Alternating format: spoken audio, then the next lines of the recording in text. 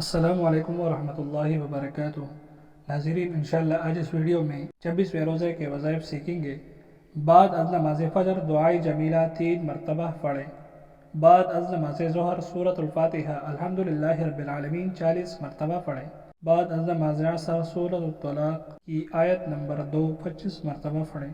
فَإِذَا بَلَغْنَ أَجَلَهُنَّ فَأَمْسِكُوهُنَّ بِمَعْرُوفٍ أَوْ فَارِقُوهُنَّ بِمَعْرُوفٍ وَأَشْهِدُوا ذَوِي عَدْلٍ مِّنكُمْ وَأَقِيمُوا الشَّهَادَةَ لِلَّهِ ذَلِكُمْ يُوعَظُ بِهِ مَن كَانَ يُؤْمِنُ بِاللَّهِ وَالْيَوْمِ الْآخِرِ وَمَن يَتَّقِ اللَّهَ يَجْعَل لَّهُ مَخْرَجًا۔